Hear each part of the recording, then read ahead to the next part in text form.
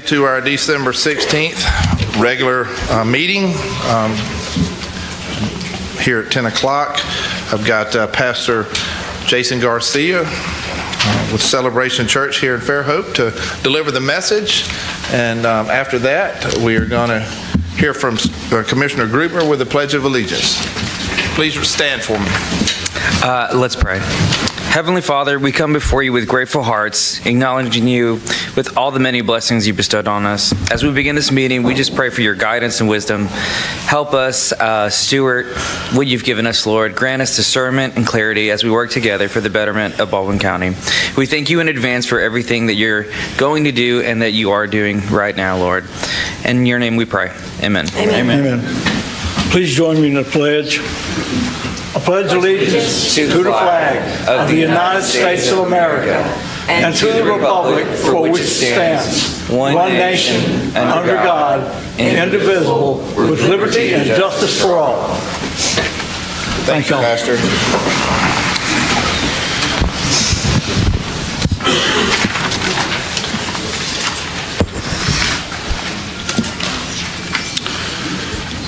All right, to start off our meeting, we always adopt minutes of previous meetings. Prior to the adoption of the December 2nd, 2025 meeting minutes regarding agenda item CA1, we need to correct that when you make this motion, whoever's going to make that. And I think it's going to be Commissioner Gruber. Yep. Yes, Mr. Chairman, I make a motion that we approve the minutes of our December the 2nd, 2025 meeting regarding items CA1, corrected the record, the number of Baldwin County Sheriff vehicles take-home visits from 103 to 203 for a total of 244 vehicles. All right, Commissioners, you've heard the motion. I'll second. Okay, we got a motion and a second. Any further discussion? All those in favor signify by saying aye. Aye. Any opposed? Motion carries. Next up is payment of the bills. Mr. Chairman, I make a motion we pay the bills, which consist of 715 invoices and a distribution total of $12,375,687.22. Commissioners, you heard the motion? I'll second it. Got a motion and a second to pay our bills. Any further discussion on paying the bills? All right, all those in favor signify by saying aye. Aye. All right, motion passes, thank God. Mr. Chairman, I make a motion that we ratify the interim payments as allowed by policy 8.1. I'll second it. Got a motion and a second for BA2. All those in favor signify by saying aye. Aye. Commissioners, we have before us our consent agenda that we put together in our work session. As a reminder, item FE1 will be added to our consent agenda regarding altar points request. Mr. Chairman, I make a motion that we approve our consent agenda as discussed in the work session, adding the addition of item FE1. I'll second that. Got a motion and a second to adopt our consent agenda. Any further discussion on our consent agenda? All those in favor signify by saying aye. Aye. Motion carries. I should have asked anybody opposed. I didn't. I don't think anybody's ever opposed that. But all right, now we're to the fun part of our program before we get to the stressful part of our program. So it's always good to shed some light before we start our public hearings with some great presentations. And I'm going to ask Steve Carey to come to the podium to introduce the Mobile Bay the Veterans Commission essay letters. Well, good morning, everybody. Good morning. It's great to be here. I appreciate you giving us a little bit of time. I'd like to call up everybody that's here from the Bay Area Veterans Commission to come on up and stand on the side. You can see some of the folks that really shape a lot of the veterans activities in our area. I'm here to talk to you a little bit about one part of our program. Let's go ahead and sit on this side over here. And we've got a mix of volunteers here. I have a committee that runs it's about 30 folks with about 10 vice presidents, and we couldn't do what we do for the veterans in our area without this committee. One of the most enjoyable parts of what we do is the Parade of Flags. And the Parade of Flags is an event that's held at the battleship. It's all the fourth graders on both sides of the bay, from Mobile County Public System as well as Baldwin County. And we have winners on each sides of the bay. So here today we're here to honor some of the teachers and those young boys and girls that wrote those veteran essays. And it's really going to be neat because you're going to get to hear one of them read. So the Baldwin County winners, and I'll just cover their names here, and if you all are here, please come up to the front so that the commissioners can see you all. For first place was O'Reilly Reeves from Snook Christian Academy, and her teacher was Hannah Bartle. Yeah. Okay. Second place is Sadie Pilot from Bayside Academy, and her teacher was Mrs. Alyssa Tuel. And third place was Olivia Black from Larry Newton Elementary, and her teacher was Mrs. Marla Warner. So with that, I'd like Sadie, and this is a little bit short notice because a couple of our teachers and students were sick today, but I'd like her to read. Oh, sorry. Okay, so here's Sadie. Veterans Day by Sadie Green Pilot. Do you like Veterans Day? Because I sure do. One reason Veterans Day is so special to me is because my grandfather is one. Have you seen a photo of someone in an army camp? Well, I have, and let me tell you, it does not look enjoyable. It makes me so glad they are serving so I can be free. To me, veterans means patriotism and freedom. Veterans Day means many different things to me, but a main one that comes to mind is patriotism. Let me tell you about it. First of all, when I think of patriotism, I think of the American flag. With 50 stars and 13 stripes, I think of our flag first when thinking about patriotism. Next, patriotism makes me think of our colors, red, white, and blue. All on our flag, I think of these colors when thinking about patriotism. Lastly, I also think of our pledge. Now, most kids say it every morning, therefore getting tired of it and thinking of it as a regular thing. But it is really so much more. It is pride of our country. As you can see, I think our flag, our pledge, and our country colors when I think of Veterans Day. Now, I also think of freedom when I think of Veterans Day. Want to hear about it? To start off, when I think about it,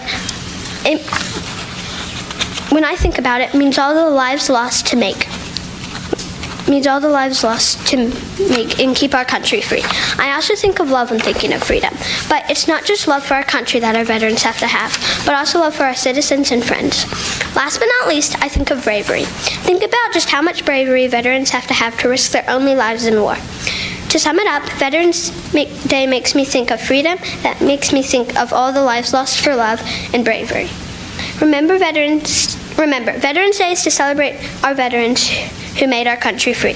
We celebrate our veterans who have lots of patriotism and freedom. You should be very thankful our veterans are serving so you can be free.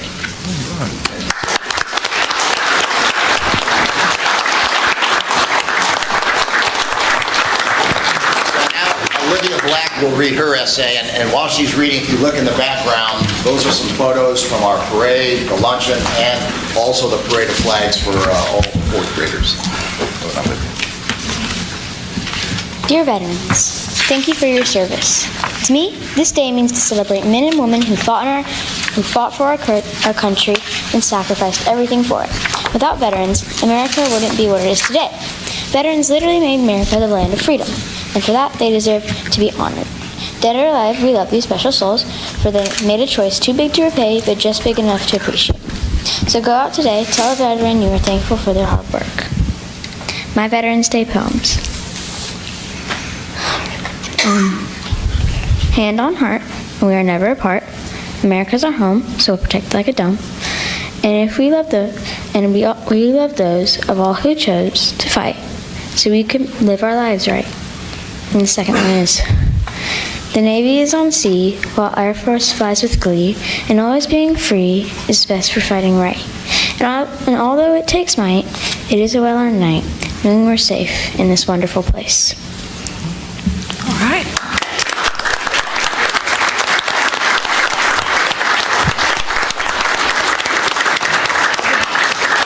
So I don't know if you had a chance to see the video there, but the video, this is actually my favorite event on Veterans Day, and I encourage anybody that has not ever been to the 4th grade essay contest to try to get over to the Battleship on Veterans Day at 3 o'clock. What happens is they bring in all the 4th graders that participated, their teachers and their families, and that Battle House Pavilion where all the aircraft are is full, about 1,000 people. It is so neat to see them walk in. The distinguished young woman is usually the guest speaker. Those are phenomenal young women that tell these young boys and girls what it's like to be a patriot. And then obviously they get to read their essays. So we couldn't do this and without the help of the commission and all the sponsors out there. I want to thank you all as a county commissioners. Billy Joe, thank you for riding in the parade. Your wave looked exceptional out there in the car. It's a really cool car, too. Yeah, it was a cool car. And we had Spanish Fort Bass was also with us in that parade. So I encourage you in the upcoming years to join us over there when you can. And I know we've got a lot of great veterans activities in our local cities, which pull you both ways. But we'd love to see as many of you out there for the parade and for the luncheon. And lastly, I want to introduce some of the key players for everybody. Fran is the Executive Secretary of the Commission.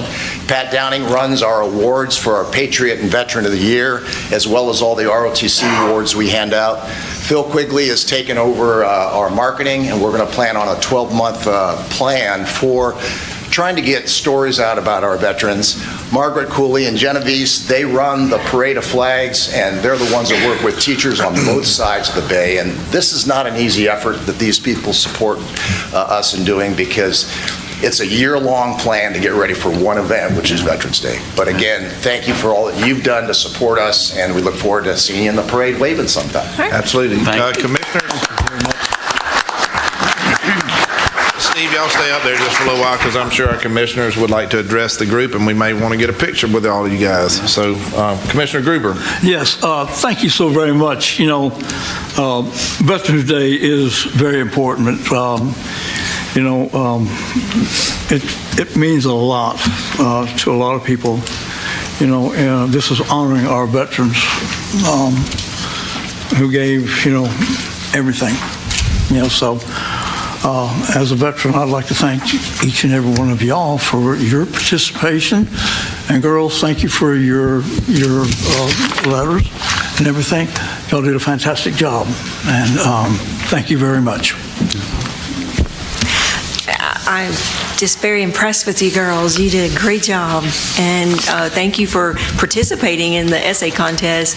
This is something you'll be able to look back on. Hopefully years later, I pulled out something where I was it was the bicentennial, which was 1976. I know that sounds like another century, which it was, but I remember EMC did one. So these are really cool things that you get to do, and you never know where it's going to lead you in life. Just be able to participate.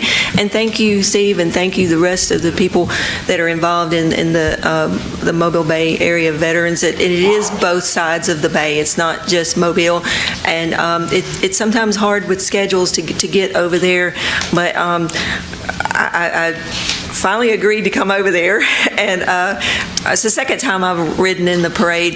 It is so awesome to watch the people that line up for this huge parade, and so many bands and different groups and stuff that come, and thanks for getting me a really, really cool car. It was like a 1929 Ford convertible, and it had so many coats of paint that the magnet wouldn't stick to it, they told me. But I tell you what, it didn't break down, it didn't smoke, it didn't get hot, and that sometimes happens when you're riding in antique vehicles and stuff like that, and that was always like, okay, well, at least I'm safe, we got all these policemen around. But it was really, really cool, and thank you guys for what you do, and thank our veterans, and thank you girls again. Ladies, I just want to say thank you. That was very sweet of y'all thinking about the veterans. I always remember the veterans. And Steve, thank you and your staff for doing what y'all do. And like Commissioner Underwood said, I couldn't make it last year, so I apologize. But thank y'all so much for what you do. As a Marine veteran myself, I appreciate what y'all do. So thank you. Yeah. So that's what I was going to say. Commissioner McKenzie, something you kids may not know is 2 of the 4 of us are veterans, Commissioner McKenzie and Commissioner Gruber. So your poems really hit home with them, and your essays as well. And we always appreciate what you do for our veterans. And I, like you, have a veteran that was in my family. My father was a veteran, so you speaking of the family in your essay is something that's left out a lot with veterans, because those family members, especially when you're veterans in combat, have to experience just about everything that the veteran goes through as well, especially when they get back home. So I learned a lot growing up as a child, and I don't think I'd like to have been raised any better than with a veteran as my father. So I learned a lot, and it taught me a lot of my own self-discipline in life. So. And thank y'all for doing this, Steve. I appreciate it, and I'm sorry I've never made it, but I think next year I'm going to tell my town that, hey, look, I've got something else I've got to go do, and I'm going to send somebody in my place to represent Bay Minette, and then I'm going to go to Mobile, because it's all on the same day. So we're in, I think between Commissioner Gruber and I, we're probably in 3 different events in one town and in one day. So it'll be nice to do something different. So you might have to have a lot of cars for us next year. So get 4 ready for us. And but anyway, we appreciate you. And I don't, Pete's not here. Pete's always calling us for that as well. So thank y'all commission for what y'all do and supporting Steve, because it does take it's almost a thankless job to volunteer for so much time a year ahead. I mean, I'm sure y'all are already planning for next year. So thank you, girls. Congratulations on your essays being picked. So with that being said, do we want to get a picture? Yes. Okay. We've got the certificates for y'all to kind of present to them. Okay.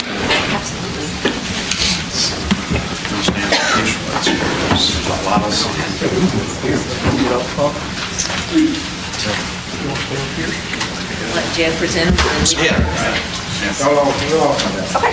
Set your speeches down. Ella. And me. This is Sadie, and this is Olivia here. So let's get right here in the middle. I'm gonna let Matt, you can give Sadie right here first. Mr. Gruber, is the next one you can give? Olivia, her. That's a pretty smile.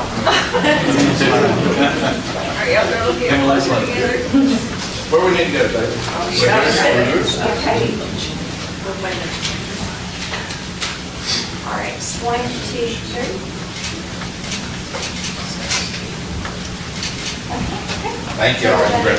Thank y'all so much. Congratulations. Now y'all can get back to school, right?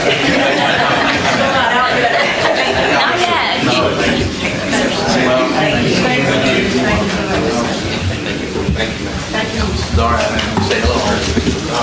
Thank you. Member Joe Jones. Thank you. Member Fred. So good to see you again. Thank you. I'll tell you again, thank you for your involvement in our place, South Alabama. Let's be on the commission then. See you.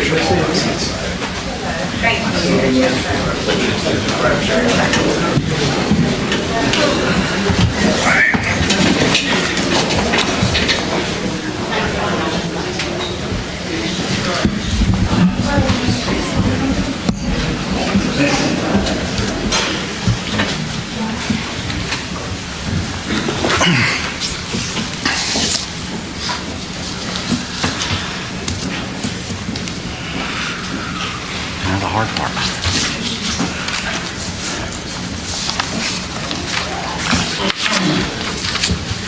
All right, give us just a second to gather our thoughts again, and we will get into our public hearings.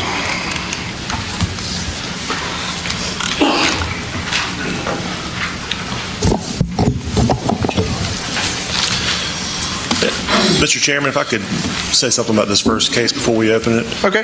The applicant is here, and they just requested to be tabled for this meeting. And if we could do that prior to opening the public hearing, that would align with our regulations. Absolutely. Yeah. So we don't have to follow through with the public Yeah. hearing? So we don't need to do a Table? presentation or Okay. anything, but you do need to take action, basically tabling it, Okay. without, yeah. They can come forward. Do we have to, does she have to go through the whole They have to thing? request it. Good morning, Mr. Chairman. Good morning. Yeah, we would just like to make the formal request to table the ES1 case, if y'all could, and here to answer any questions if needed. Thank you. Okay. Thank you. Okay, Commissioners, you've heard the request. I'll make a motion that we accept this request to table this application. I'll second it. Got a motion and second to table ES1, that's the Batola property rezoning. Any further discussion? The only thing that I have is, do they come back and within 60 days they have to come back? No, that's why if we table it before the table public, it, but we will maybe renotice the public hearing, and so it'll be a public hearing whenever they come back. All right. We didn't want to get Okay, in that so- 60-day window. Is there a timeline that you want it tabled to, like so Yeah, far you out in the got some future? time.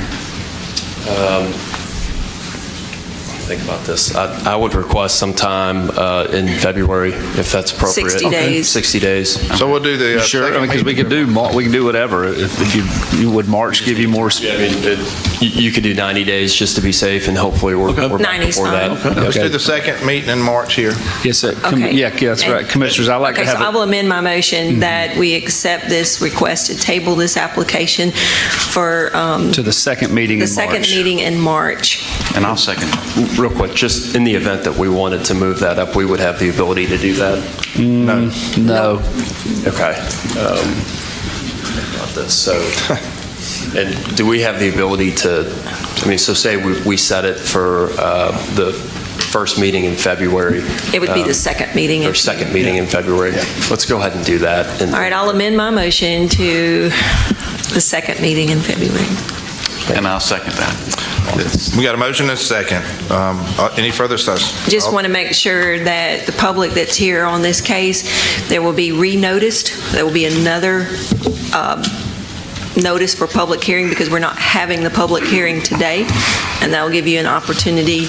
And for those who did not actually receive the notice, I think Linda particularly, we are going to work on that and follow up, because we are required by state law to send it by certified mail. And as we all know, some things are just not as good as they used to be, including us, but we can get better at it. And so we've already discussed between that we would do what the state law tells us. We have to send certified letter, okay? But staff is going to follow up to make sure it gets signed for.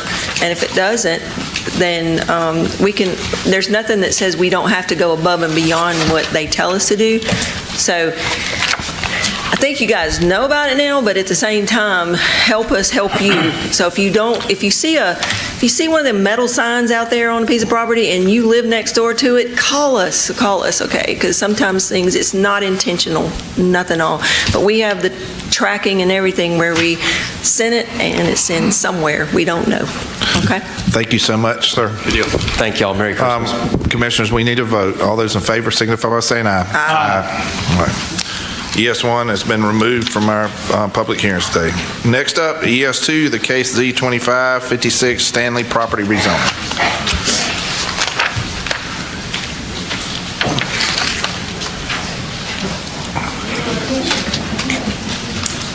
Can I ask my staff something? Did my speaker list just clear all the way out? It will while she loads the next item. Just making sure. There's still a lot of people here. That's just for that item, though. I got you. I mean, but it was a lot on there, so they all leaving. All right. Let's let these people get outside, Selena, and then we'll get started. Okay.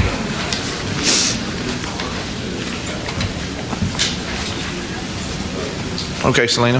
All right, this is the Stanley property rezoning, and the applicant is requesting to rezone from BCZ to RR.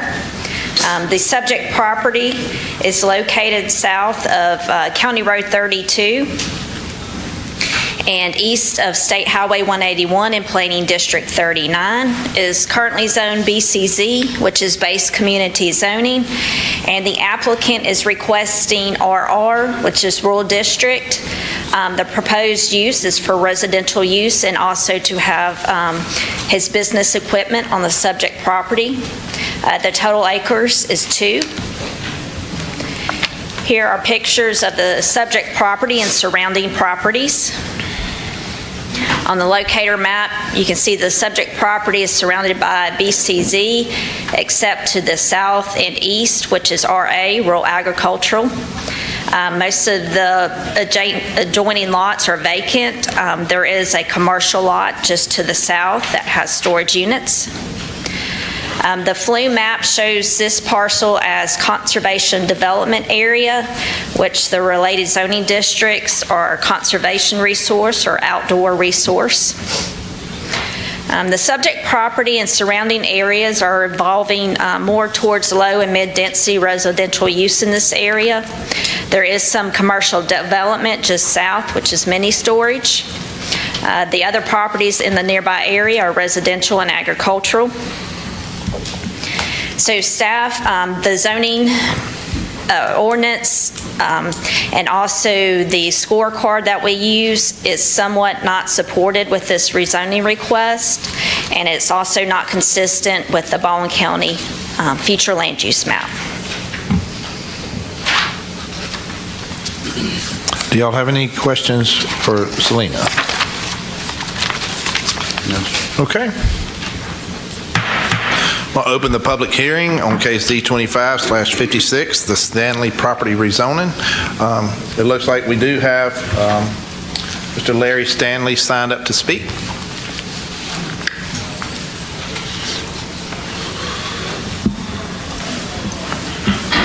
Good morning.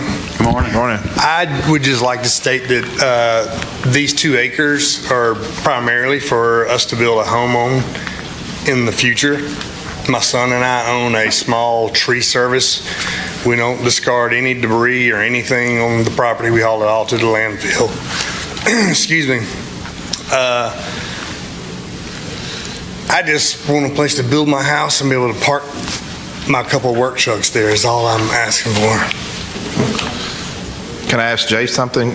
Can they not, does BCZ not allow them to do that? No, BCZ basically, it allows it to be whatever it was at time of zoning. It's a very strange zoning. Yeah, I know it is. Stuck in time capsule. Yeah, pretty much. So RR for his request is about the most appropriate use there. And I think, you see it didn't score well on our zoning scorecard and everything and our regulations, primarily because there's so much residential and commercial use around it. So a rural district is kind of the outlier there, but it's definitely a underzoning for what's going on in the country. Yeah.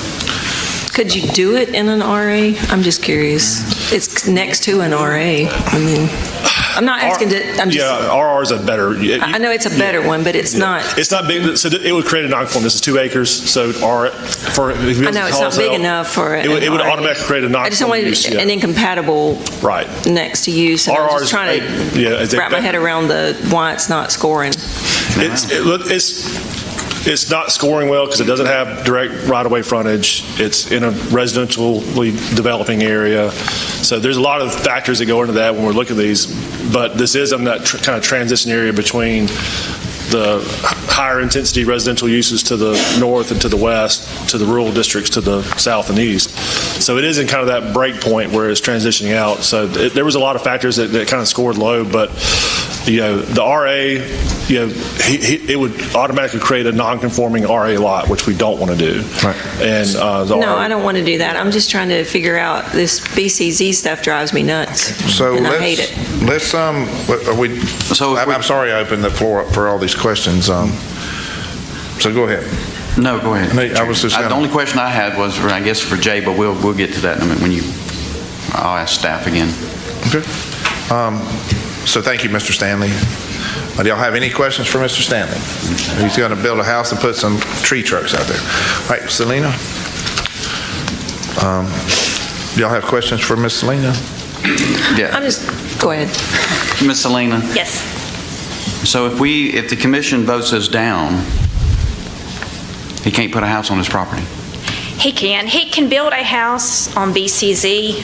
The issue is putting his business equipment and if he has any employees coming to his property, getting the equipment and the trucks that that's what's Can you thrown pull the that map BC back up zone. real quick? Sure. Because it's in my district, and I know exactly where it's located, but I'm kind of confused because the north end of 181, across the street is all Terry Warren. He bought all that property. And then to the right is Cumberlanders, and you got the Walkers, and then you got the farm.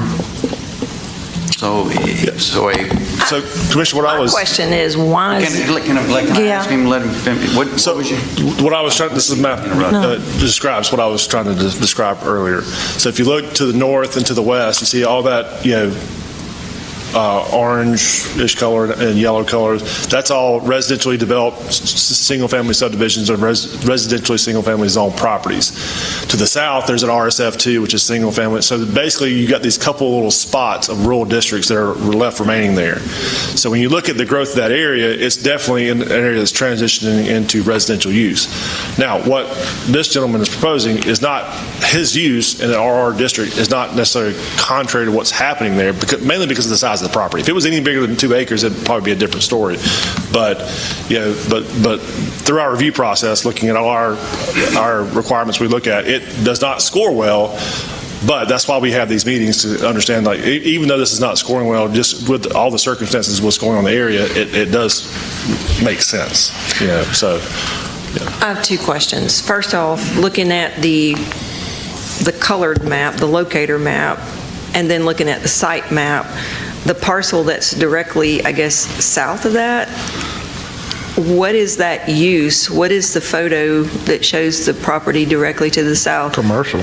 So that's commercial. Why in the world did these maps get, why has that got a rural agricultural designation? Why does that have BCZ? The problem is we've got a lot of problems with the map to begin with. So when are we going to get some updated maps? That's what, I know it's not part of this application, but we've been asking for this for a while. So please tell me it's coming soon, because we're having to make decisions off of some really bad maps, in my opinion. And it's my opinion. I could be wrong, but I don't think I'm very wrong. And so what we're being asked to do is you got a parcel across the street that got given a rural agricultural, and it's a commercial venue. So, okay, I'm just... Storage units, they are allowed as a conditional use in RA zoning. So they probably receive conditional use. Why in the world would you give it that designation when this just came into zoning? Am I not right? This is a very recent This just came into zoning within the last couple of years. Okay, all right, I'll rest my case. Okay. Commissioner Gruber, do you have any questions? I was just going to mention, this probably, the storage unit was probably in there before they zoned that. That was prior to... No, it's not. It's new. It was new. It's new too? New since zoning. Okay. All right, so no more questions for staff. No more questions for Mr. Stanley. Close the public hearing, and commissioners, I need a vote. I'll make a motion that we approve this request. I'll second it. We've got a motion to approve case number Z25/56, the Stanley property rezoning. Any further discussion? All those in favor signify by saying aye. Aye. Any opposed? Motion carries. Mr. Stanley has clapped, all right? Way to go. Go build your house and your...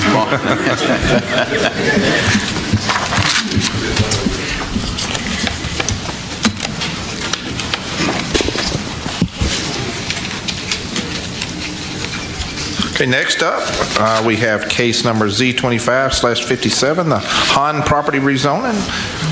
Good morning, Commissioners. Good morning. Good morning. This is the Han property rezoning, and the request is to rezone from BCZ to B2. Here's the location of the property within the county. It's in Planning District 14. The property is located south of County Road 32 and west of County Road 9, near the Summerdale community. It's approximately 3.3 acres, and the current use of the property is vacant. They would like to rezone for commercial use. And staff has received an email opposing this rezoning request. Here's the subject property images as well as the adjacent property images. Here's the locator and site maps. To the north, we see base community zoning as well as B1, professional business district. Those land uses include commercial and institutional. And then to the south, east, and west, we see base community zoning district with either vacant or residential land use. In terms of staff analysis and findings, as mentioned earlier, a rezoning request has been submitted to change the designation to B2. This is Neighborhood Business District, and this is to allow for a general commercial use. The proposed use would be an office with warehouse storage for business. The surrounding areas, east, west, and south, are either residential or vacant. And then we see areas to the north and further east, about 1/10 of a mile, that are zoned for institutional or commercial use. The future land use map identified the subject property and surrounding areas as primarily conservation and rural, agricultural, or low-impact development potential, and this allows for limited development. And here's the future land use map outlining those two place types of ideal conservation as well as rural, agricultural, or low-impact development potential. So staff has determined that the requested zoning map amendment would be somewhat consistent with the factors specified in the Baldwin County zoning ordinance, but not consistent with the future land use map. And this was also evaluated using the Smart Growth Scorecard, and it somewhat supports the request. And I'll be happy to answer any questions. Any questions for our staff?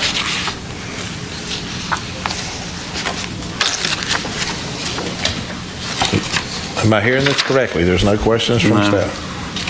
Not for me, no. Okay. I want to hear that.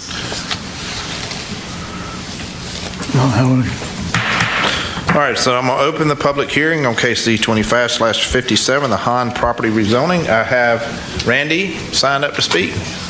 I don't want to try the last name right yet. Believe it or not, it's Czechoslovakia. Yeah, I believe it. I don't want to. It's Randy Spitak. Spitak, okay. Mr. Spitak, you've got a 3-minute timer that's going to be set, and you're free to go. Okay.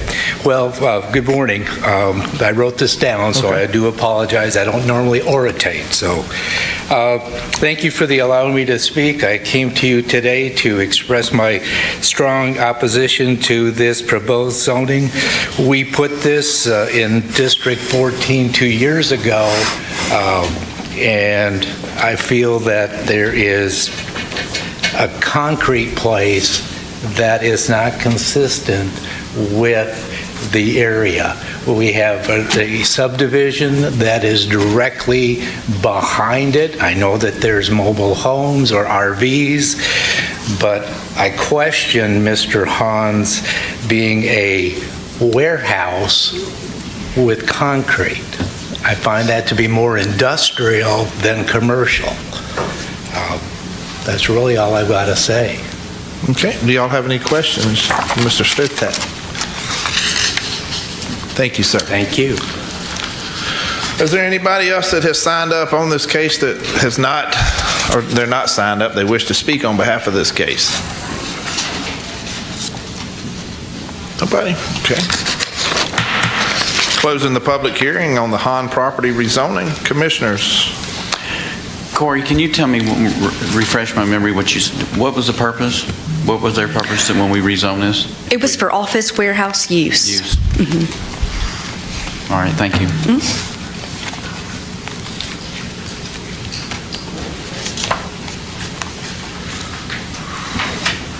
Mr. Chairman, I'll make a motion that we approve case number Z25-57, the Han property. We got a motion by Commissioner Gruber, second by Commissioner Underwood to approve case number Z25/57. Any further discussion on the Han property? Okay, all those in favor signify by saying aye. Aye. All right, all opposed? Motion carries unanimously. All right, next up, we are on case number Z25/59, the Let property rezoning. Corey? All right. This is the Let property rezoning. Their request is to rezone from B2 to B3. Here's a location of the property within the county. This is in Planning District 33. The property is located on US Highway 98, just south of Powell Lane in the Lillian community. They would like to rezone to B3, General Business District, for commercial use. The property is about 2.1 acres and currently vacant, and staff has not received any letters or emails supporting or opposing the request. Here are the adjacent property images. Here's the locator and site maps. To the north, we have rural agricultural district with residential land use, and to the southeast and west, we see commercial zoning and commercial land use. In terms of the staff analysis, as mentioned earlier, a rezone request has been submitted to change the designation to B3, which is general business, and this allows for commercial use. They are proposing a drive-through restaurant. The surrounding areas around the property are commercial, and then property to the north across from US Highway 98 is primarily residential. The future land use map identified the property as having primarily rural, agriculture, or low-impact development potential. This allows for limited development based on low-impact design principles. We also see that this property is within a neighborhood-centered node, and they use this for local businesses such as restaurants. The activity node encompasses the subject property and adjoining properties. The adjoining properties include a gas station as well as a discount variety store. And you can see this on the future land use map that the neighborhood center node encompasses the subject property. So staff has determined that the requested zoning map amendment would be consistent with the factors specified in the zoning ordinance as well as the future land map. And the requested amendment was also evaluated using the Smart Growth Scorecard, and that strongly supported the request. And I'll be happy to answer any questions. Any questions for Corey? That used to be the old restaurant that burnt down, Mexican restaurant, I think, years ago. Yes, it was. That's where the burnt down was. Yeah. Okay. That's all. Glad they're building another one. Yeah. Any more questions for Corey? I'm going to open the public hearing on the Let property, Z25-59. We have a few people signed up to speak on this. Farley Green? Pass, okay. Michael Cleveland? Pass. Okay. Jim Avery?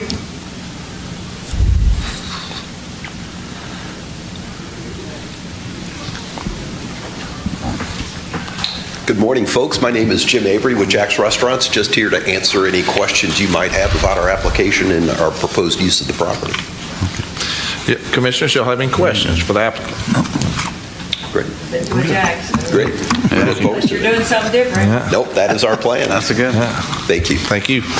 All right, Ross Binkley, would you like to say something? It's good to have something there. You're just building the place. Good morning. My name is morning. Ross Binkley. I'm the engineer of record for this project, and I'm here to answer questions. Do you have any? Thank you, sir. Okay, thank you. All right, anybody else that did not get a chance to sign up for this case that would like to speak on behalf or against this proposed rezoning?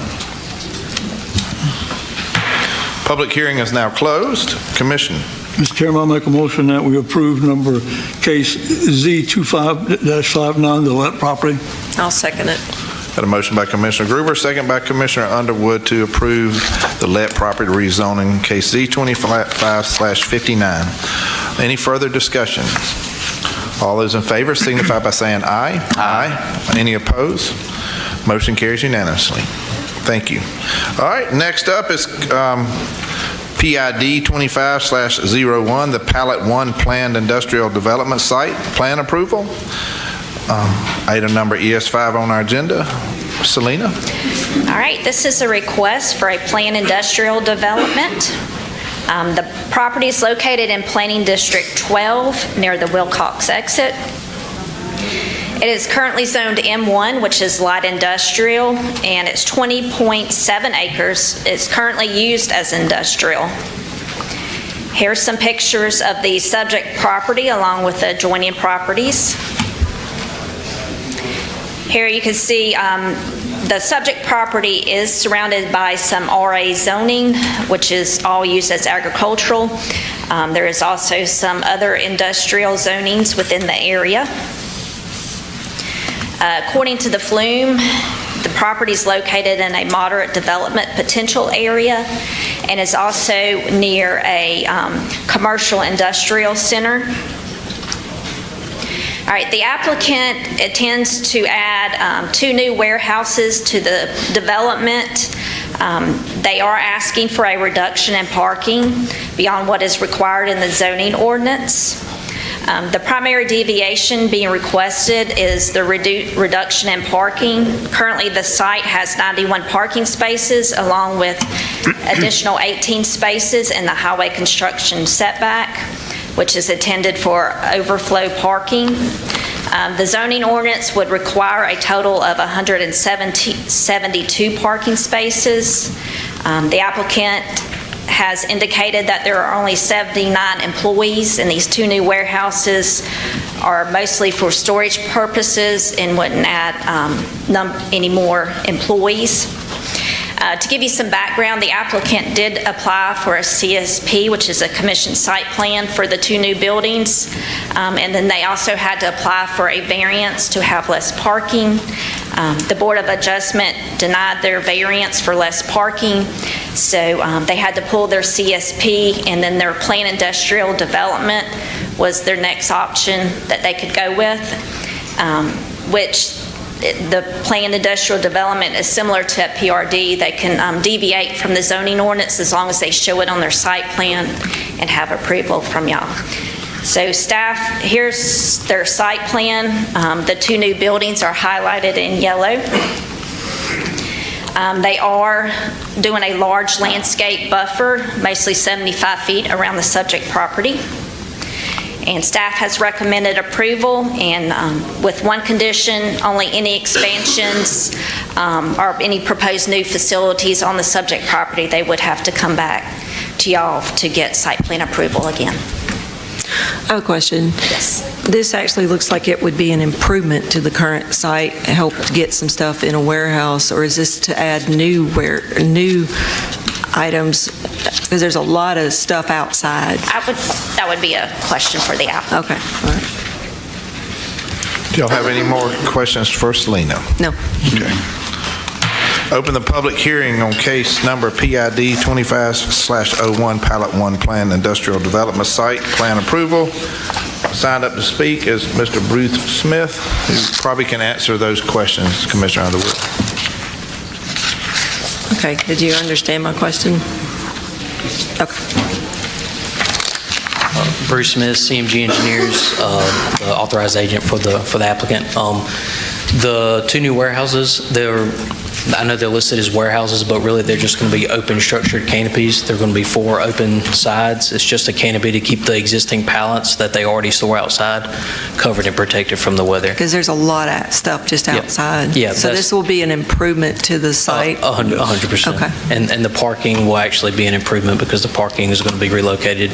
Some of the existing parking is up close to the front. It'll be relocated to the rear, and some improvements will be done to the site for that as well. Thank you, sir. Yep, thank you. Is there anybody that did not sign up to speak on this case that wish to speak on behalf of this case or against this case? Okay, hearing none. Close the public hearing. Commissioners? Mr. Chairman, I make a motion we approve this request. And I'll second that motion. Got a motion and a second to approve the request. Any further discussion? All those in favor signify by saying aye. Aye. Any opposed? Motion passes unanimously. Okay, next up, we're on case number PRD/2506, C Glade at St. Andrews Bay, Planned Residential Development Site Plan Approval. Ms. Corey. All right, this is PRD 2506, Seaglade at St. Andrews Bay. Their request is for PRD approval for a 27-unit planned residential development. Here's the location of the property within the county. The property is located south of State Highway 180 and east of Pontoon Lane and Gulf Shores. The current zonings include RSF1 as well as RSF4, single-family residential, and they are requesting the existing zoning with a PRD overlay. There are multiple parcels associated with this request. In terms of their density, the proposed combined density is 2.56 units per acre, so a PRD allows for smaller than the zoning minimum, but the overall density cannot exceed the requirements for the underlying zoning. So RSF1 density would require 1.4 units per acre, with RSF4 density allowing 5.8 units per acre. The open space, the required is 20% of the site, 2.1 acres, and they are providing 42.1% or 4.43 acres.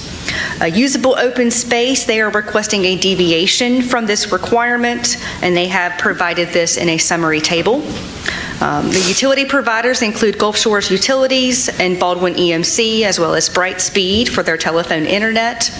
No traffic study was required. In terms of drainage improvements, the drainage summary was provided. No stormwater infrastructure is proposed on the site or any utilization of downstream existing drainage infrastructure.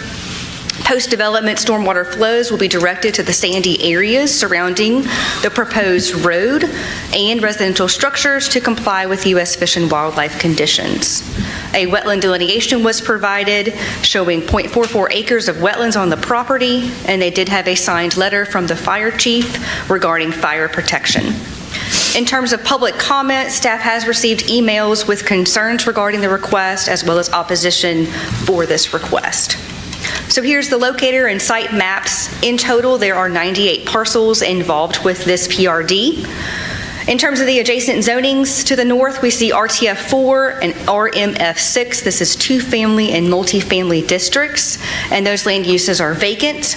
To the south, we see RSF1, residential single family with a residential land use.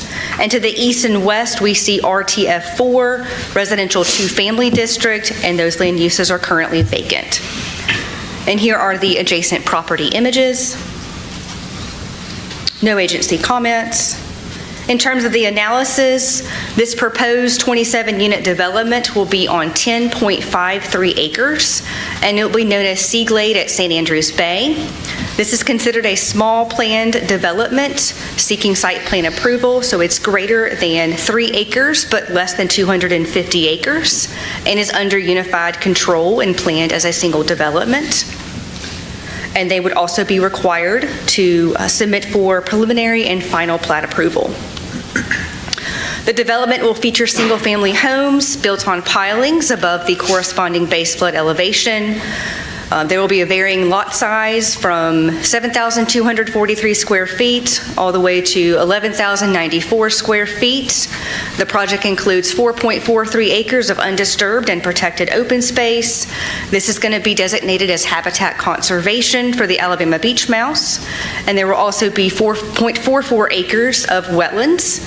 And the site will have a 30-foot buffer zone surrounding the wetlands. Homes will be served by a 30-foot wide private access road along the northern property line, and it would connect Pontoon Lane to Tripletail Lane. According to the master plan, we see primarily conservation development potential, and this allows for limited development. It encourages clustering of residential dwellings to protect open space that is valued for natural resource protection. So here are the plans. This is the overall site plan. Here's the master plan with aerial overlay. And this is not in your staff report. This was provided later. These are the proposed floor plan types. There are 5 different floor plans that are being proposed.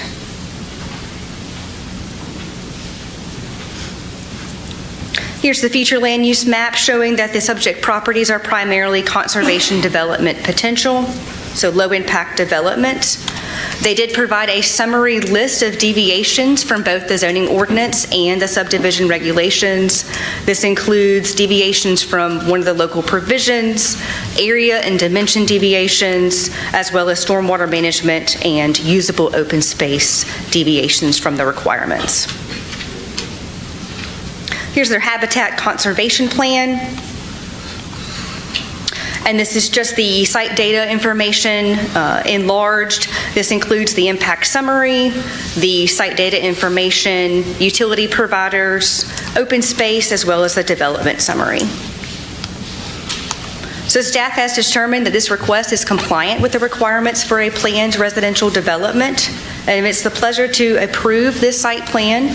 We do ask that the following condition would apply, that they submit for preliminary and final plats in accordance with Section 9.5 of the Baldwin County subdivision regulations before beginning any development activity. And I'll be happy to answer any questions. Any questions for Corey?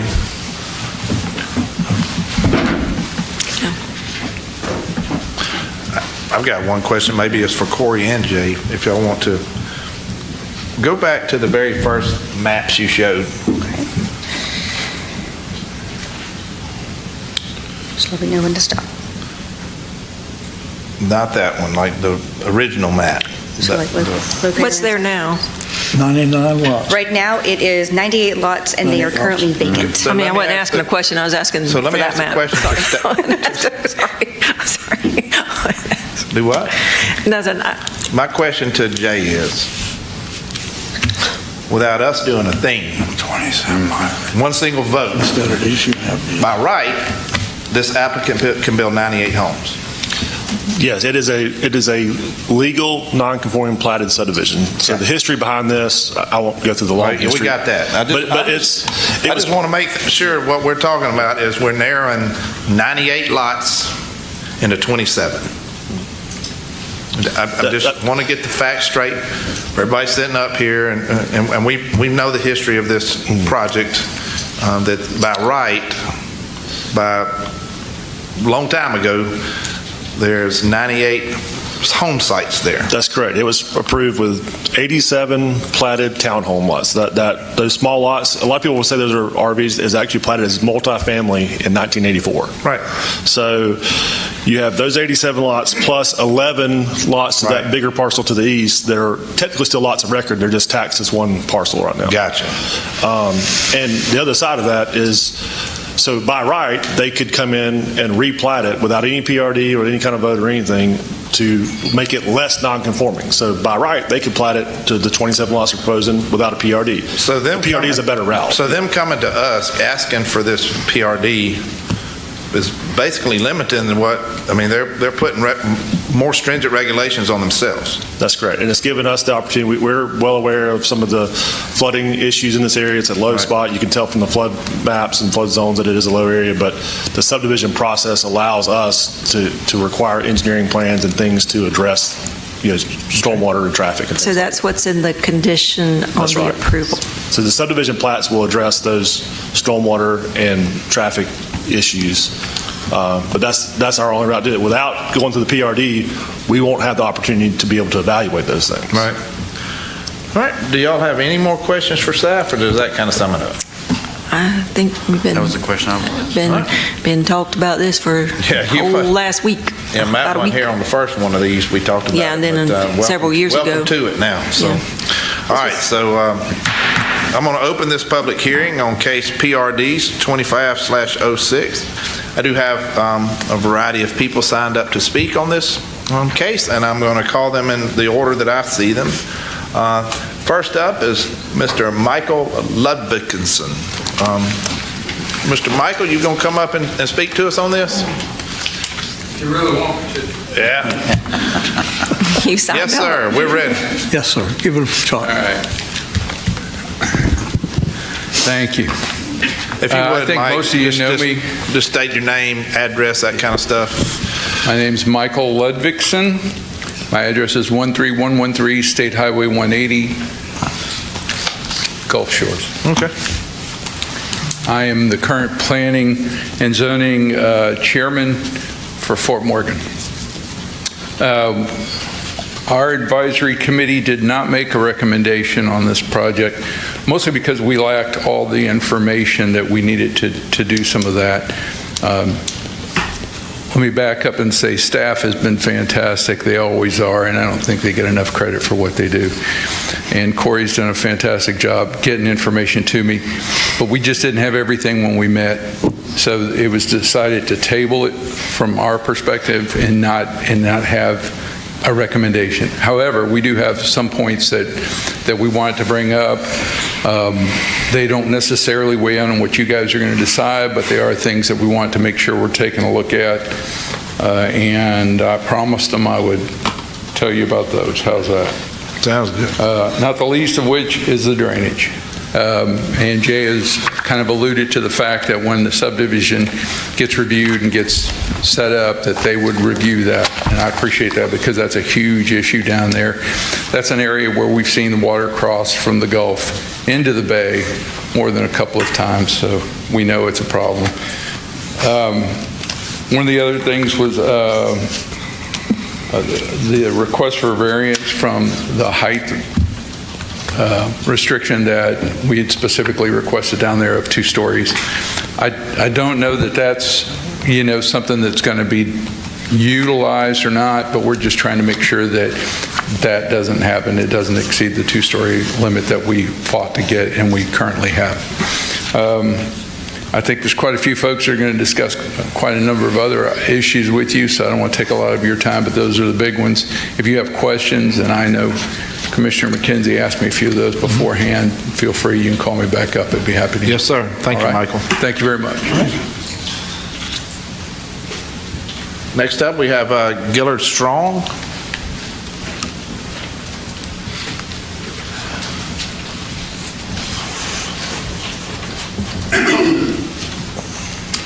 Yeah, I'm Gillard Strong, more commonly known as Clark Strong. I live at 11321 2nd Street, Fort Morgan. I grew up down there in the area. I'm 6th generation in the area, and I have 3 more generations behind me. I've got a couple concerns with this. Basically, I understand and appreciate the high density in the area. It does cut down, leave some wetlands untouched. That's the good news. My main concern here is this is not really residential. These will be rentals. It's that simple. This won't be 27 cars in there. It could be 3 to 4 families in there sharing it. We could be talking about 108 cars. Okay? We could be talking 300-400 people in there. Now, everybody knows we've got one way into that place and one way out. And you're going to try to evacuate those people during a storm event. Some people are going to bring boats. Some are going to bring 4-wheelers and golf carts. And no, they're not going to go away and leave their $100,000 Robalo laying there while they move out. They're going to try to hook it up and tow it out. And that road's already crowded enough. It doesn't go underwater there, people. This is right across from where Pilot Town was. If everybody remembers their Baldwin County history, you know what happened there. This place goes, anytime there's a sizable storm, this is underwater. The road is closed there. We've had people that were stranded down at the other end because of the high water. And then you're going to try to get these people out. Look at the area. Look at the houses that are already there. Then we're talking about the 2.5 stories, okay? That puts it even higher up for the wind to catch. And those half stories, they always become bunk rooms for the kids over a period of time. We've already got flooding, we've got high wind, all that, they can write off insurance because they rent. The locals can't. We talk about property rights, but when we do these kind of things, it interferes with our property rights. We've had people that's had to move out because of insurance rates down there. And we're going to jack it up again. Now, we need to try to keep this down as much as we can. And basically speaking, that's the long and short of my complaint about this. It's going to be rental. Now, sooner or later, and I know it cannot be done today, but planning and zoning and this commission need to sit down and take a realistic look at this. And we need to say, no, this is not residential, it's commercial. We need to zone it as that And then we need to look at what you're going to do with roads and everything else down there as far as a safety factor. They're going to all crowd down on that beach. They mess the beach up terrible, and they leave there throwing garbage all over the roadway. ALDOT won't clean it up. Department of Conservation and Natural Resources won't clean it up. It's not the counties to do, and the individuals have to get out there and clean it up, and we do it 5 and 6 times a year. Okay. Well, I appreciate it, Mr. Strong, and that the timer went off, and I'll let you speak a little bit after that. After everybody speaks, if there's something else that maybe you forgot to talk about, I'll bring you back up here. No, these are my main points. Yes, sir. We just need to look at this in the future, and we're going to have to do some rezoning and get this thing where it is. It's a rental property. Yes, sir. Thank you. Thank you. Jamie Stratinger? Jamie.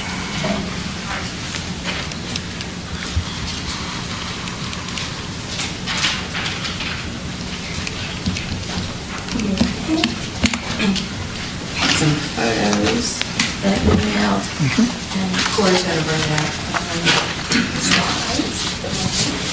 Morning. Morning. Okay.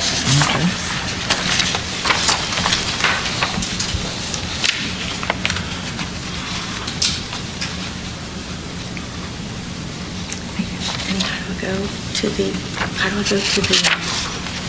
one for the CH? Yeah, okay.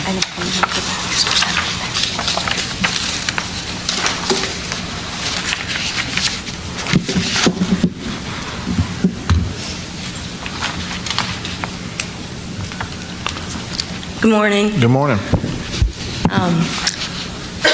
I wanted to come and talk, I'm sorry, my address is 4746 Highway 180, and I just moved there last November. It's at mile marker 5, a mile from this location. I used to live right here at this location, and this is the reason why I moved.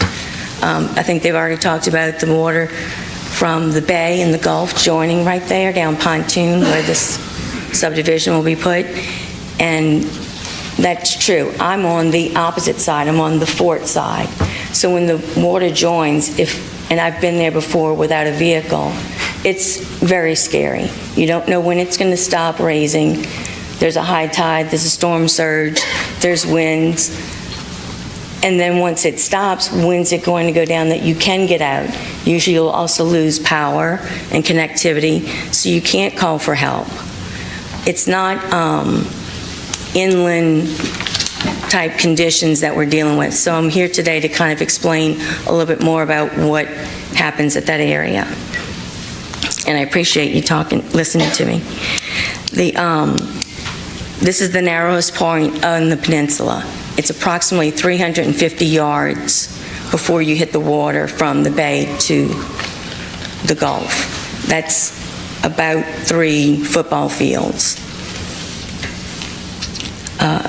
If you look at the photos that I sent you, or just handed out and up on the screen, the ones on B on the right-hand side, the first one with the highlights of yellow, this is showing you where there were canals dug, and this was done by the state, from what I'm being told by our local historians, because I wasn't here in the 1930s, is when the canals were dug. And they did a great job of helping with the drainage. They did a great job of helping with flooding and protecting the area, the land, everybody's property, and safety. In 1997, you'll see the second photo, the drains are still there. I think they actually got a little bit bigger. They were holding not just water, they were holding alligators. Some of the residents who are here today said that when they bought their house, there was alligators in the canals right there. Around 1999, we're not sure the exact dates, and it could have crossed over to 2000, Pontoon, Triple Tail, and Ponce de Leon were all paved. So that added to a little bit more of the drainage not happening on those shell roads or dirt roads or oyster roads, whatever the roads were made out of before that. The paving added to the drainage problem. Then in 2004, we had Hurricane Ivan, and in 2005, we had Hurricane Katrina. Those two back-to-back storms damaged the ditches and filled in the drainage ditches. I think my time's up. I'm gonna let you wrap it up, Ms. Thank you. Strattinger. Yes, Okay, ma'am. I appreciate it. So the only thing I could find on Google Earth was the next one is 2006, and you'll see all the drainage ditches are gone. So the state identified that this was a problem, put in the drainage ditches. Since then, they have not been maintained, nothing's been done. From what I understand, residents have called and asked, I think reached out to ALDOT. Here we are today, and now we're trying to add more impervious surfaces, over 109,000 square feet of impervious surfaces.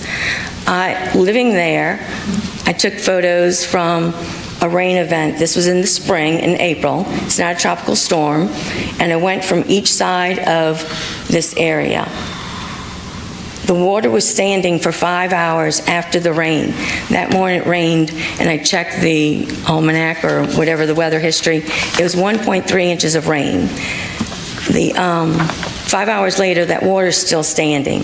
So in the drainage summary that is being provided by the applicant, it says there's no drainage problems or issues. There is, and I want to make sure that drainage is being addressed. I understand that that's part of the subdivision later on, but right now it's being proposed, and there's a lot of asterisks on the deviations saying no drainage, no stormwater, this, that, or the other, and saying it's because of the ITP.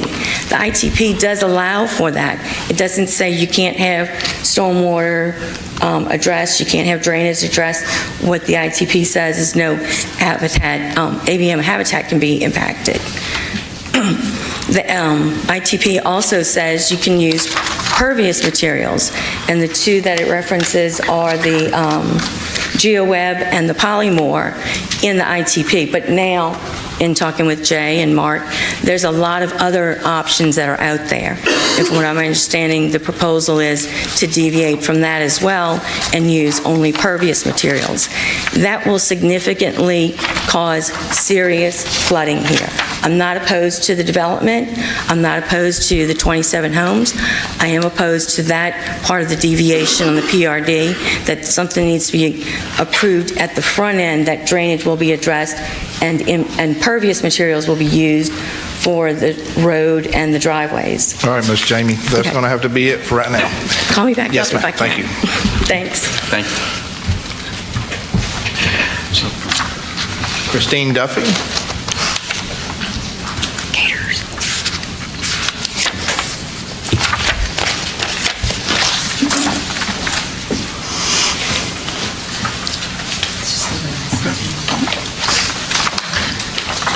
Can I make just a statement, an overall statement? Probably, I'm not going to speak on behalf of the commission, but for myself,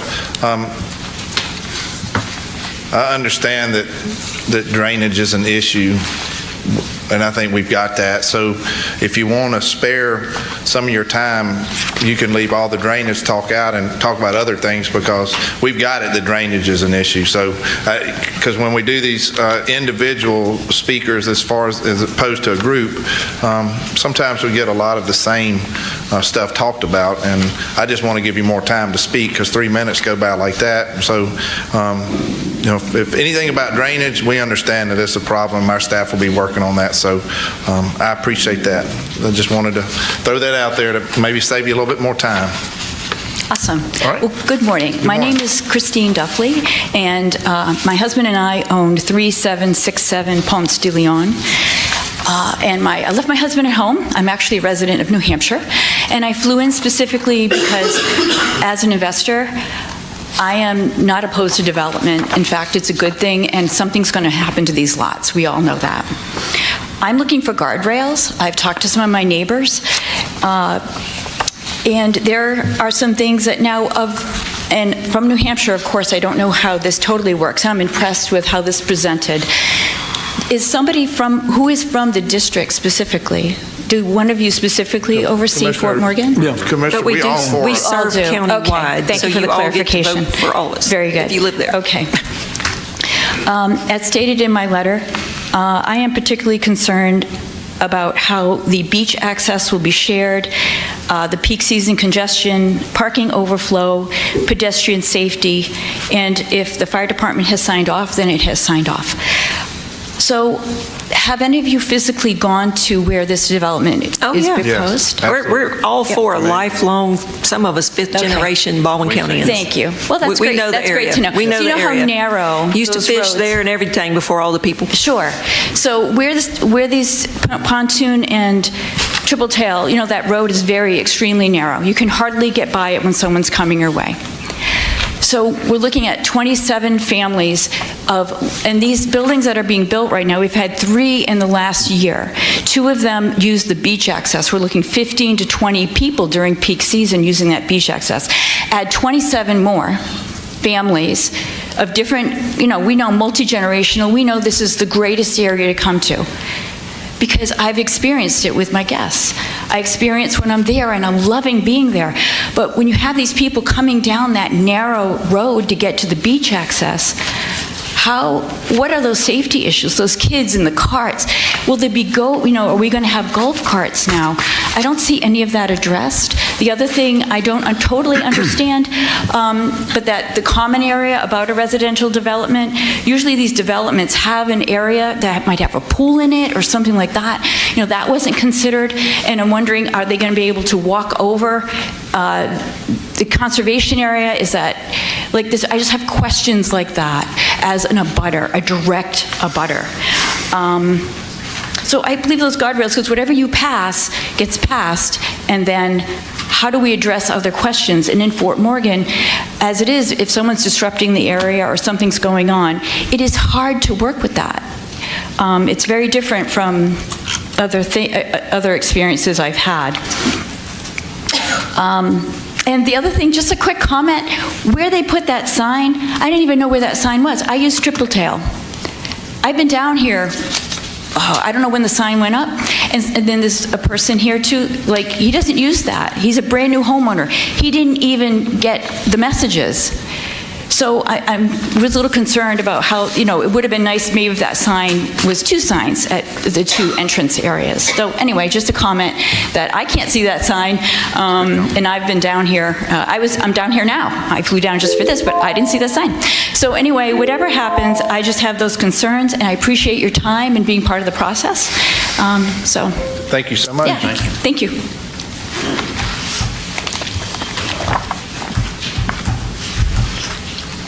Right. Jonathan Lazarnio?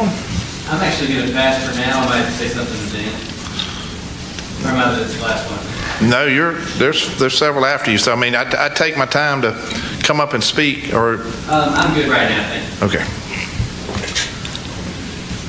And I'll tell y'all what, y'all are embarrassing me with these names. I'm just gonna call Ron up. Help me out.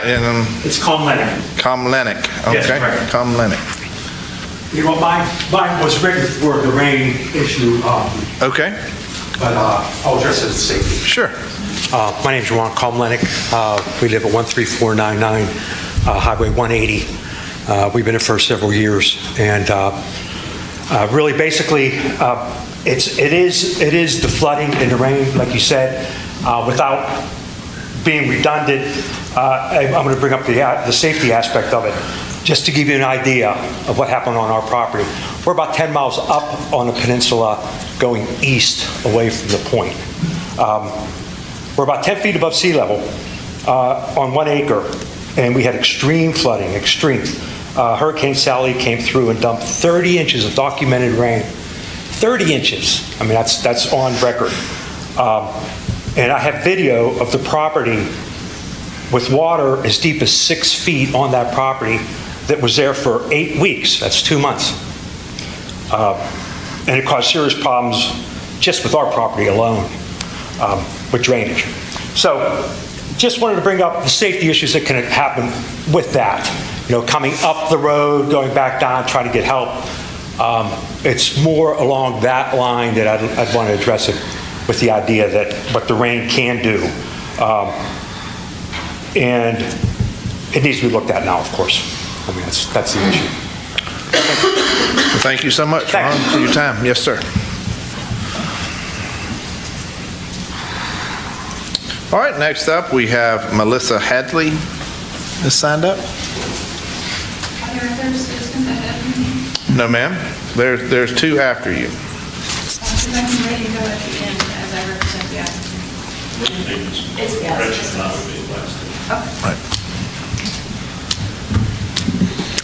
Good morning, ladies and gentlemen of the County Commission and county staff. I appreciate so much Corey's really good overview of our case. I'm going to talk about some of the specific concerns that were raised by the residents and then be available also for additional questions. So I would like to make one clarification. There are actually 108 platted lots here. There's 10 on the east side. There's 97 within the penthouse townhomes, and then there's one to the west. So it is, as pointed out earlier, a very substantial reduction in both the number of lots and the overall density of this parcel. And then the main purpose for requesting a PRD, as pointed out by Jay, that we don't necessarily need this, but we did this so that we can do a few things differently. One of the main things that we wanted to do was cluster the lots on the north half of the property and put in the private road so that there would not be individual driveways connecting onto Fort Morgan Road. The private road standards are stipulated in the Design Standards Manual by the county, so we will meet the county requirements for road construction. We've previously had Corps and ALDOT permits pulled for this project in connection with the earlier application. In terms of drainage, all of the homes will be designed to drain on-site with roof gutters and things like that, so we're not going to be producing any additional drainage. The flooding issue that's the way that it is in lower-lying coastal areas, and that's the purpose for putting homes on pilings. So we will be well above any of those floodplain elevations. Any water that flows or needs to stand will be able to flow through the open areas underneath the site or each individual home site. And then the matter of pervious material, because we are mandated to do immediate remediation and cleanup following any storm events, we really do need to have those solid pervious or solid pavements like concrete for the driveways and asphalt for the road. And all of these things have been discussed in great detail with the Fish and Wildlife, and we have permitted according to what they wanted. The ITP, which is the incidental taking permit, and then the low effect conservation plan that were written prohibit any pedestrian access across the common area. Also mandates that we put signs up indicating that you cannot access that common area. It is strictly set aside for conservation for habitat. The homes are limited to 2,400 square feet by the HOA. We don't anticipate really that there would be any of those that have that additional half story, but it is allowed under Planning District 25 to have a deviation up to 10 feet. So that's the purpose of having those deviation requests in there, just to allow the one or two offs that might want to take advantage of that open space above. But as proposed and as was shown by Corey, the homes are primarily just one story. Thank you so much. Do you have any questions? Any clarification on any of that? On the drainage. Yes, sir. The Fish and Wildlife is regulating what y'all can do with the drainage. Is that my understanding? That is correct. They are prohibiting any alteration of the natural topography within the common area that is set aside for habitat conservation. Okay, but PRD allows you to do certain things as long as it complies with Fish and Wildlife's permit, because they got the top hand there. I mean, that's correct. You know, no matter what you want to do, they're going to regulate what you can and cannot do. And you know, yes, They're pretty strict about it. Yes, and it was a very long process to go through, working back and forth with Fish and Wildlife to come up with a compromise, and we're planning to be fully in compliance with their requirements. They also required a ongoing maintenance fund be established. That fund has been fully vested. It has all of the required $37,000 for initial maintenance and will be continued to be replenished through HOA dues as time goes by, so there shouldn't be any issues with any maintenance or clearing up after storms or anything like that. So it's a very extensive and comprehensive look at this property and how it could be developed in the best way possible. So when we think about going from high-density 108 lots down to 27, that's a very substantial reduction, and I think really supports our request in a very strong way. Thank you, Ms. Hadley. Next up, we got Tim McCrory. I'm an elder. If y'all have questions for me, I'm glad to answer them. Just a couple of things. The HOA documents do limit the houses to 2,400 square feet. As we've got them designed today, we spend a lot of money with Stead McCullough to design these houses, and our intention is to build them all as the developer. So as we've got them designed right now, the largest house we have is 2,150 square feet, and we've got some houses that are as small as just under 1,700 square feet. They're all one story. Now, Stead did do one kind of a design that had some, not livable space on the second floor, but it had some nice looking balcony space. So there may be some buyers that would like to choose that plan, but the HOA documents do limit the houses to 2 stories. Whereas the PRD allows it to be 2.5. We have addressed that concern of anybody in the area that, the HOA is going to require. You can't exceed 2 stories between the HOA documents. So that's just something. If y'all have any other questions for me, I'm glad to answer. Thank you, Tim. All right, Gretchen Valentine? Gonna pass. Okay. All right. Well, that ends the speakers that I have signed up. Is there anybody that has not signed up to speak that wishes to speak for or against this project?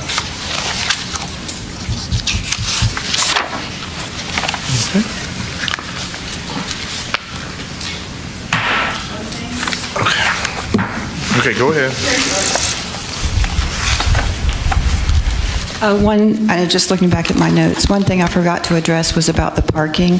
So the HOA does restrict any parking on any side street. So there's not allowed to be any parking, and there is additional parking allowed under each structure. Thank you. I'm going to close this public hearing. Okay. Can I ask a question? What we're approving today is the PRD, the Planned Residential Development. What goes along with that today besides approving just the site plan? Because that's just basically where things will be located. What else is included in that we're approving today? Because it sounds like a lot of this stuff that we're hearing is going to be addressed in the subdivision process. And one good thing is that, I don't think anybody could deny that reducing the number of sites is not beneficial. Whether you want it or not want it, that has got to be an improvement. And it looks like to me that this PRD is a vast improvement, and the fact that we have strengthened our subdivision regulations, particularly on PRDs, they have a lot more requirements on PRDs than they did before the January approval of our subdivision regulation and zoning updates, that this is a vast improvement, and that I understand the concerns of the sensitive area that is Fort Morgan, but I would hope and pray that you guys would be engaged in the subdivision process if this was approved. If nothing happened, this could be a disastrous, if this PRD was not being requested, I think that this could be a disastrous opportunity for an unscrupulous, I won't use developer, whoever, okay? I once had somebody tell me, do I look like I'm carrying a pitchfork and got horns? No.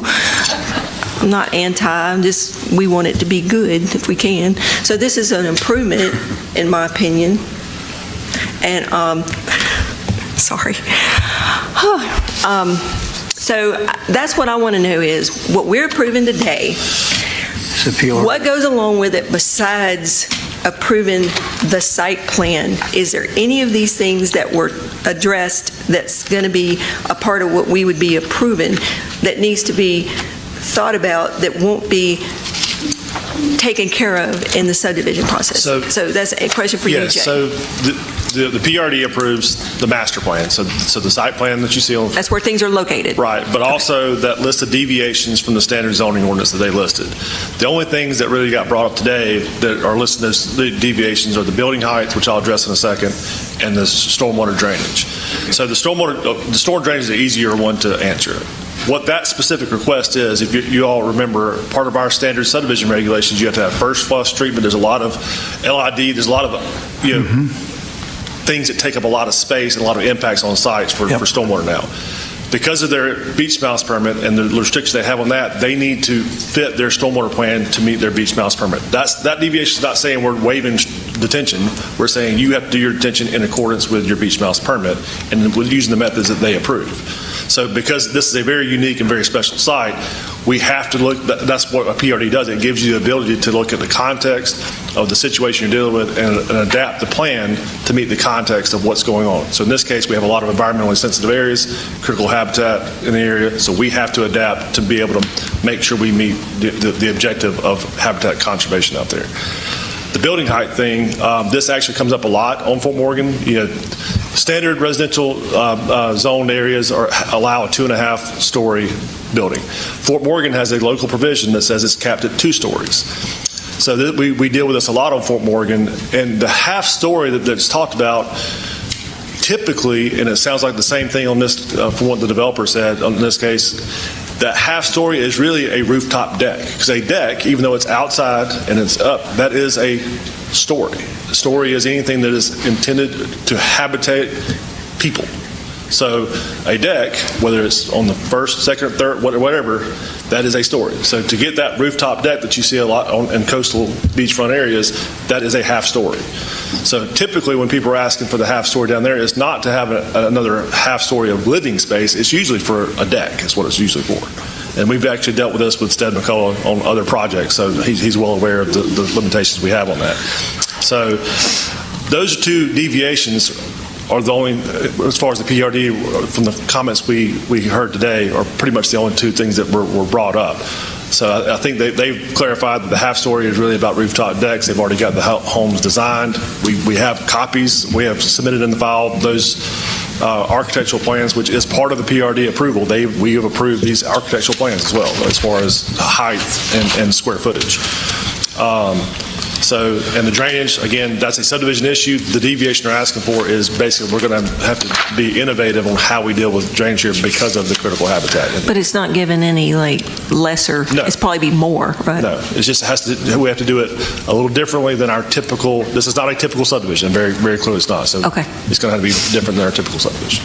All right, that's good, thank you. Okay, thank you. Any more questions for staff? All right.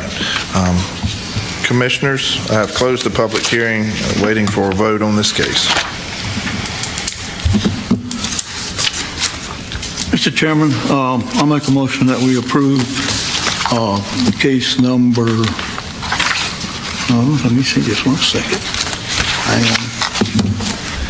Get it right. So case number PRD 25-06, Sea Glades at St. Andrews by the Bay. I'll second it. We got a motion by Commissioner Gruber, a second by Commissioner Underwood to approve this case number PRD 25/06, Sea Glade at St. Andrews Bay. Any further discussion on this? All those in favor signify by saying aye. Aye. Any opposed? Motion passes unanimously to approve this.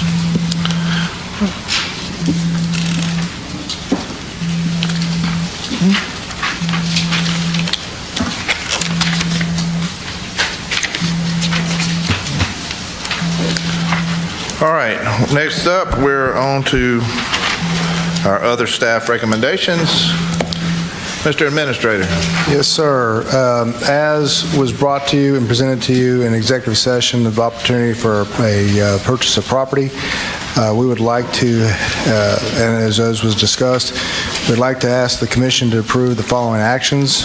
First is to accept the assignment of the purchase agreement from Jason Pageant to the Baldwin County Commission for real property located at 100 East 5th Street in Bay Minette, and also for the approval of the residential purchase agreement that would now be between the Baldwin County Commission for the purchase of the property at the address I just said. All right, Commissioner, you've heard staff's recommendation. I'll make a motion that we approve that recommendation. Okay.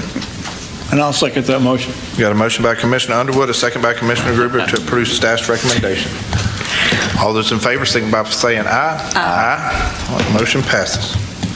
All right. Is there any addenda? Press?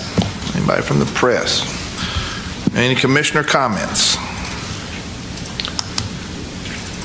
Sure, I'll go first, if you don't mind.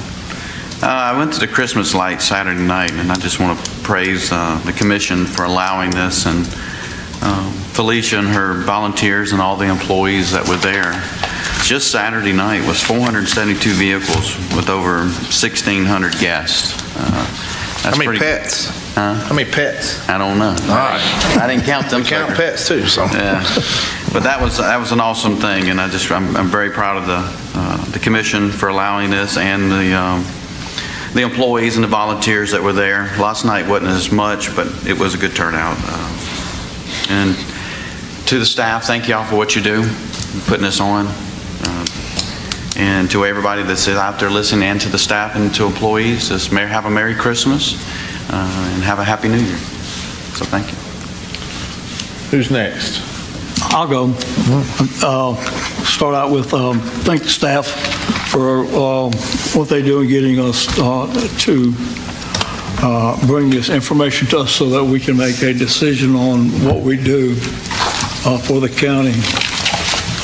Sometimes it's not what a lot of people will think it should be, but we have rules and regulations that we need to follow, and we try to do that the very best that of our possibility.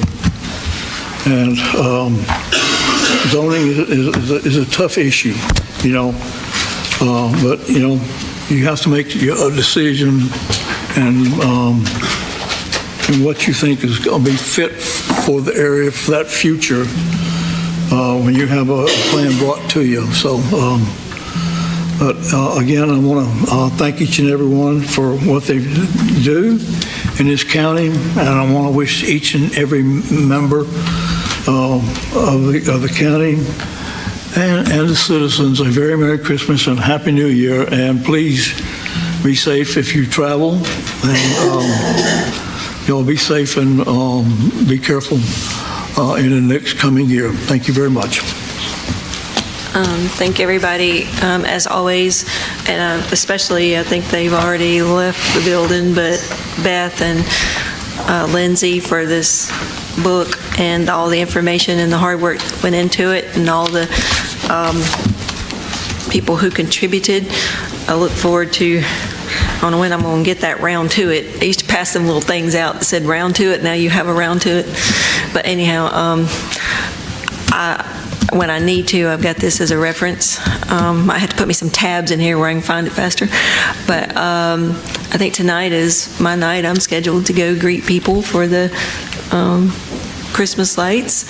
So I hope the weather's good. It's been cold the last couple nights, but get an opportunity to use all those coats and scarves and hats that sometimes I go on trips and it's warm when you leave here, and then where you get there you don't have them and you have to buy them again. That's how you end up with so many that you don't need here as often in this warm climate. But it's been cold the last few days. But I wish everyone a Merry Christmas. I hope you have a great time with your family.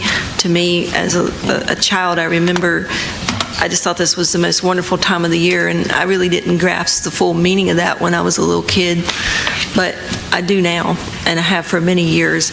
And this is the most wonderful time of the year because we celebrate the birth of our Lord and Savior Jesus Christ. So that's what my faith is, and I'm not putting that off on you, but that's the way I feel, is that this is the most wonderful time for that reason. So everyone be safe and enjoy your time with your families. All right, so it's up to me to close her out, right? So hard to follow last because they've already said a lot of thank yous. I'll still say thank you to the staff. I was going to talk about the book too. I don't really particularly like reading, but I think I'm going to look at this thing. It's something I'd be interested in to go back and look at what we've accomplished over the last year. And I look forward to continuing this process of providing these books and being open and transparent with the public on our financial situations. So a few other things that I wanted just to bring. Commissioner McKenzie mentions it, the Christmas lights. They will be up until December 23rd. The hours are 5 to 9. We'll have, I guess, maybe one more weekend of a Friday and Saturday night where things are out there, special for the kids to do. There's trolley rides, cotton candy, popcorn, face painting, whatever, on the weekends. Nighttime is just a regular drive-through. I think it takes around 10 or 15 minutes to drive through the light show.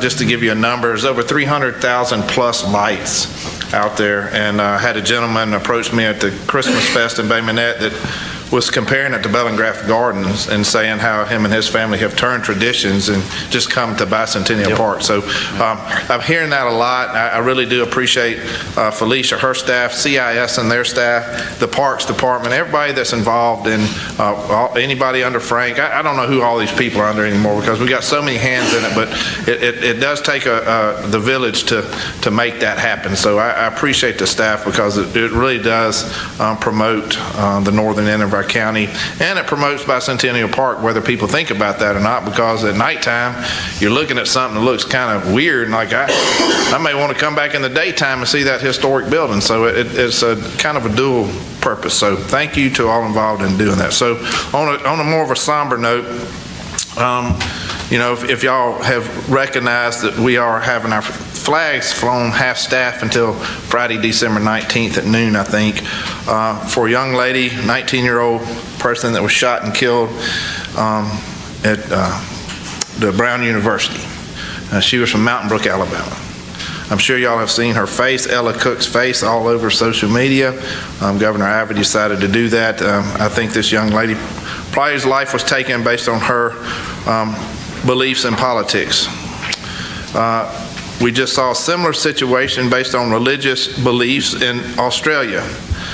We were dealing with some evilness that's out in this world now, and we sit under this sign here that says, "In God we trust," and we better start trusting Him more now than ever, that people's hearts are going to be softened and peace and unity will come together at one point in time, because we should be able to freely speak about our beliefs, worship what we want to, because we live in America, and right now a lot of people are under attack based on religious beliefs and political beliefs. It used to just be a bad conversation piece at the Christmas dinner table with your family, right?